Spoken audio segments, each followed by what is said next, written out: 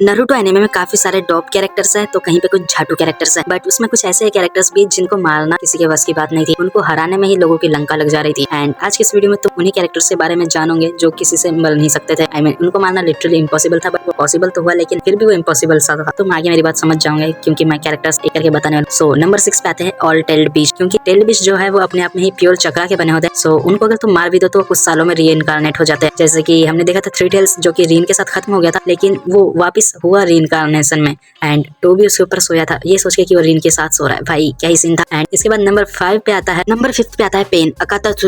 ये मुंह से सुपारी निकाल के बात कर रहे बाबा, जो कि था अकात्सुकी का लीडर। एंड इसने अकेले लीफ अकेले तो नहीं आया था, बट उसको अगर टेक्निकली देखा जाए तो अकेले ही आया था। एंड उसने लीफ विलेज में आके पूरे विलेज की गांड मार ली थी। अगर से वहाँ पे नारुतो नहीं होता तो पेन की मौत, यानी कि पेन तो वैसे भी बच गया था, उसने खुद से ही अपनी जान दे दी, वरना पेन को मारना काफी ज्यादा मुश्किल था। और हमने देखा था कि जो रीइनकार्नेटेड पेन था उसने नारुतो को आसानी से हरा दिया था भाई। सो तुम यही कह सकते हो कि उस टाइम पे नारुतो को उसके प्लॉट आर्मर ने बचा के रखा था, क्योंकि उस जगह पे नारुतो का चक्रा लो था। एंड कोनन भी फुल चार्ज थी कि इसकी तो मैं गांड फाड़ दूंगी। एंड उस टाइम पे पेन उसकी सच्ची में फाड़ देता, पर उसने अपना चक्रा यूज किया बाकी लोगों को जिंदा करने में। आई थिंक पेन नारुतो की मार लेता उस जगह पे। तुम्हारा क्या सोचना है बताना। सो अब आते हैं नंबर 4 पे, जो कि है ओबिटो उचिहा। ओबिटो उचिहा एक ऐसा आवारा पागल दीवाना जिसने एक लड़की के चक्कर में पूरे निंजा वर्ल्ड के एल लगा दिए।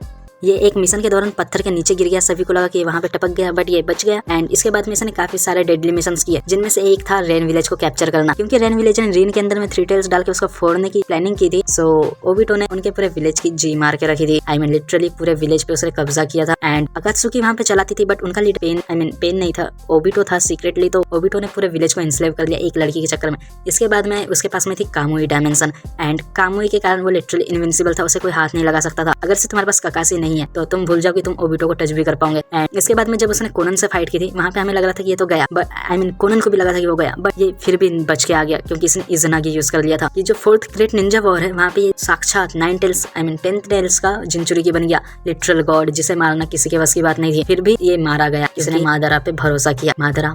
अब बढ़ते हैं नंबर 2 पे, जो कि है मादरा उचिहा। ओके, सो मादरा ने अपने जीवन में कितने कांड किए, सोचो। मैं गिनवाता हूँ। उसने हासिरामा के रहते हुए विलेज पे हमला किया, कई बार हासिरामा से लड़ाई की, 9 टेल्स पकड़ के लाया ताकि वो हासिरामा को मार सके। पर एंड में क्या हुआ, हासिरामा ने उसी के पीछे से तलवार घुसा दी। आई मीन लिटरली पीछे से तलवार घुसवाने के बावजूद भी सभी को लगा कि वो मर चुका है, पर मादरा जिंदा था। उसने अपना शैडो क्लोन छोड़ दिया अपने लाश की जगह पे। पता नहीं कितने सालों तक उसका शैडो क्लोन वहीं पे पड़ा रहा होगा। ओके, सो ये सब करने के बाद उसने ओबिटो को फंसाया, फिर वो चुपचाप मर गया। एंड इसके बाद में वो आता है रीइनकार्नेट होके, भाई रीएनिमेट होके। पहले रीएनिमेट होके आया। ये सब होने के बीच में भी उसका नाम या फिर उसका डर इतना था कि लोग कांपते थे उसके नाम से। सासके तक उसके नाम से खौफ में चला गया था जब इताची ने उसका नाम मेंशन किया। इन सभी चीजों के बाद में जब वो रीएनिमेट होके आया, लोग डर गए थे।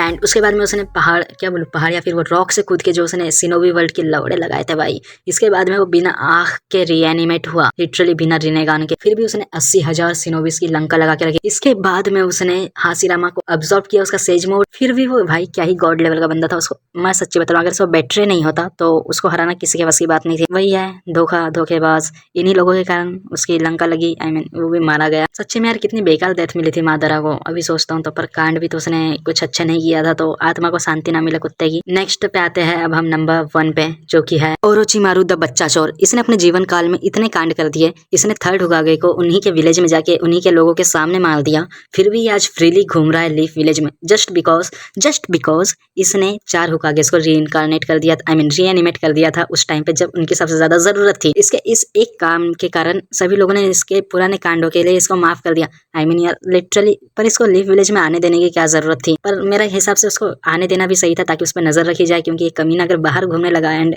इस पे किसी की नजर नहीं, पता नहीं कितने बच्चे उठा लेंगे दूसरों के। सो मैं ये कह रहा था कि जो ओरोचिमारू है वो बाकी सभी में बस ओरोचिमारू एक ऐसा बंदा है जो कि